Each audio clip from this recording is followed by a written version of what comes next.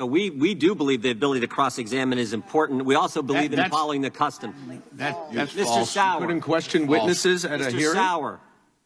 You are not allowed to question witnesses at a hearing? Is that what you're saying? Mr. Sauer, you deposed Dr. Fauci. Point of order. Mr. Chairman, could you clarify that statement, because I find it incredibly hard to believe. Point of order. That's not a point of order. What basis in fact do you Gentlelady have has not for stated a making point of order. that assertion? The chair now Are records we himself just for here his to 5 minutes allege of- wild 5 minutes of allegations questioning. and have no factual Mr. Sauer, thing to pick it up? the gentlewoman has not been recognized. I'd like, Mr. Sauer, you deposed Dr. Fauci last fall. In that deposition, you asked him the question. You said, is it important for people to have access to both sides of the debate so they can assess what's good information and what's bad information? Remember that question you asked Dr. Fauci? And here was his response. He said, Dr. Fauci said, well, you know, it depends. If information is clearly inadequate and statistically not sound, there can be a danger in people who don't have the ability or the experience to understand. Mr. Sauer, do you forfeit your First Amendment rights if you can't tell good information from bad information? That's not how our First Amendment works, is it? You need to turn on your mic if you can, Mr. Sauer. Is the First Amendment only those for those people who have the ability or experience to understand? No, it is for all Americans. All Americans, all 330 million of us, is that right? That's correct. Not just for the special people, not just for the super smart people like Dr. Fauci, who worked 40 years in our government, highest paid guy. Not just for them, it's for all of us, right? Absolutely right. Even if maybe you don't know the difference sometimes between what's good or bad information, you still have your First Amendment liberties under our Constitution. Both to hear and to speak. Absolutely. Exactly right. By the way, when you deposed Dr. Fauci, how many times did he happen to say he didn't know or couldn't remember? He said, I do not recall, or variations thereof, 174 times, and adding in variations of I don't remember at least 212 times. Wow. Smartest man on the planet couldn't remember 212 times? He couldn't remember things, including things that he had told the national media, quote, I remember it very well. Then he would say 16 times, I don't recall details of that meeting. Now you you were near the top of your class at Harvard Law School, Rhodes Scholar, is that right, Mr. Sauer? I've submitted a biographical statement. Yeah. Well, I looked at your biography. It's pretty impressive. Is that pretty high? You've done a lot of depositions. You've done a lot of legal work. You've deposed a lot of people. Is 212 times pretty high? I've taken dozens of depositions. I've never seen anything like it, including in this case where other federal government witnesses frequently profess inability to recall. So the guy who told us all these things, who's, you know, the smartest man on the planet, he set a record. Highest you've ever seen and couldn't recall, didn't remember? I've never seen anything like it. Okay, page 4 of your testimony, you talk about the censorship enterprise. You give a bunch of facts and numbers here. You said Twitter disclosed that 84 government officials communicated with them, or as Mr. Seligman said, gave them suggestions. 84 federal officials gave Twitter suggestions on tweets and things to take down. 45 officials in the federal government told the same thing to Facebook. Is that right? They discussed disinformation and censorship with those officials. Yeah, a handful of federal agencies handed over 20,000 pages of documents in the communications they had with these big tech companies. Again, just suggestions, though, according to Mr. Seligman. 20 White House officials were involved in these suggestions to these social media platforms.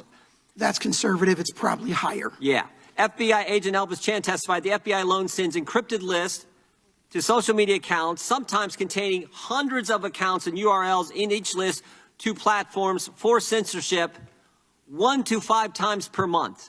500 times a month, 500 different email or websites, everything else they're sending to these social media platforms. The FBI, and Mr. Seligman says, don't worry, that's not a problem with the First Amendment. That's a suggestion. Yes, over the course of years, that's been occurring. The Election Integrity Partnership, a censorship consortium of academics, think tanks, federal and state government officials, social media platforms boast that it surveilled 859 million tweets, 21,897,364 tweets on tickets as misinformation. Is that right? That's correct. You learned this in your discovery in your lawsuit so far. Correct, Your Honor. And the Virality Project, a mass surveillance and censorship operation conducted by the EIP, has done over 6.7 million engagements on social media, 200 million. Now, let me just ask you this. Were most of those targets towards conservatives? virtually everything we've seen in evidence so far, or at least the vast majority of what we've seen in so far, is conservative, right-leaning speech. But you would be just as outraged. I read your testimony. You'd be just as outraged if it was the other way around, right? Absolutely, because Same here. Same here. Because the First Amendment, again, is not just for some people, not just for one political persuasion, not just for the so-called smart people like Dr. Fauci. It's for 330-some million Americans.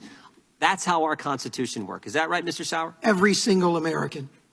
I thank the gentleman for his answers. Mr. Chairman, I have a unanimous consent request. Gentleman from Louisiana is recognized. Seek unanimous consent to enter into the record a letter dated January 12, 2021 by Louisiana Attorney General Jeff Landry, where he decries all political violence and calls for an end to that and asks for respect for all political viewpoints. Without objection. Another so thing entered. we can examine because he's not here. Very No, good. you can Thank examine you. it. It's a document. He's going to No, examine him for what he wrote and the intent behind what he said. Well, I would But- just okay. I would Go just on. point out that that's unanimous consents are for documents, and we got the document right here that he handed to you. Mr. Chairman, I would ask unanimous The consent. chair now recognizes Ms. Mr. Wasserman Chairman, Schultz for her 5 I have a minutes. unanimous consent request, Mr. Chairman. Pardon? I have a unanimous. Oh, okay. Gentlelady is recognized for unanimous consent request. Yes, I have a unanimous consent request to enter into the record the Merriam-Webster's definition of salacious, which says arousing or appealing to sexual desire or imagination, lecherous or lustful, so that my colleague from Louisiana will not misuse that when describing the testimony of our colleagues here in Congress. Well, as Senator Schmidt said earlier, there was I a would lust for ask that it be censorship, but entered I'll into withdraw the record. word. I would ask that it be entered into the record, Mr. Chairman. It's a document. Yeah. I said already outrageous, without but I'll withdraw it. objection. I don't think the gentleman's objecting, so it's entered into the record. The gentlelady from Thank Florida, you. Ms. Wasserman Schultz, is recognized for 5 minutes. Thank you, Mr. Chairman. This is our third hearing, and unlike the previous two, I find it ironic that the Republican majority brought us a witness who actually weaponized the government himself. Mr. Sauer, Sunshine Record requests show that you worked with the Republican Attorneys General Association and its dark money political arm, the Rule of Law Defense Fund. They also indicate that you took part in these groups' quote-unquote war games on how to respond if Trump lost the 2020 election. Very quickly with a yes or no answer, please, Mr. Sauer. Is that correct? Yes or no? The answer is yes? No? Yes or no? You worked with the Republican Attorneys General Association and its dark money political arm, the Rule of Law Defense Fund. Sunshine Record requests show that you did. And to confirm that, I have an official state email that points to your involvement in these political efforts, and I ask unanimous consent to enter it into the record. Without objection. Ms. Sauer, make sure your microphone's turned on. So the answer to that question is yes, Mr. Sauer? That is not what I said. I said that you've significantly mischaracterized those Okay, Mr. involvements. Sauer, I remind you that you're under oath, and behind me, and I just entered it into the record, I have a copy of an official state email where you responded to a message on these war games, very specifically. Okay, Mr. Sauer, the Rule of Law Defense Fund put out a robocall recruiting people to march on the Capitol on January 6th to quote-unquote stop the steal. Can we play that for it, please? Calling from the Warlock and Tony. It's a clear message.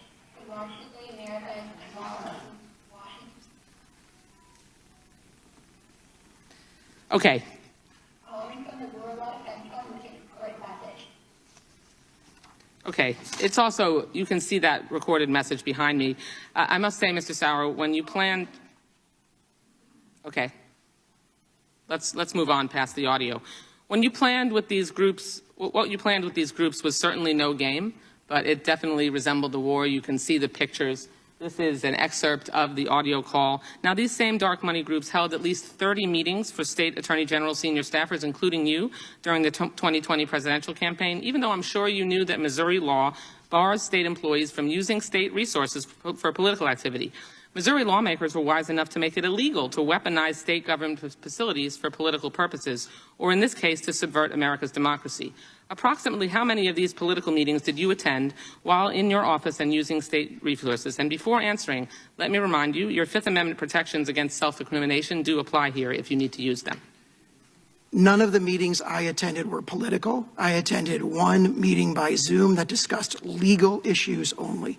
So Okay. everything you've Those said were- about the characterize, okay. if I may, Reclaiming- everything you've no, said about that reclaiming my time. characterization is Reclaiming my misleading. time. Attorney General staff members also attended one of these War Games meetings on January 5th, 2021, on the very eve of the insurrection. Mr. Sauer, did you attend or participate in this meeting on January 5th, 2021? And can you share with us what War Game strategies you discussed? I did not attend in that meeting. I was unaware of it. Okay. I'm not sure of the meeting you're referring to. Okay, more bluntly, Mr. Sauer, did you violate Missouri Statute Section 36.157 by using state resources on official time to collude with political groups to prevent America's peaceful transfer of power? Absolutely not. Mr. Chairman, thank you for finally bringing a witness before us that has personally weaponized the government. Mr. Sauer did participate in war game meetings with the dark money group, the Republican Attorneys General Association. Given what we know and just heard, clearly my Republican colleagues would support further investigation into this matter. We have evidence.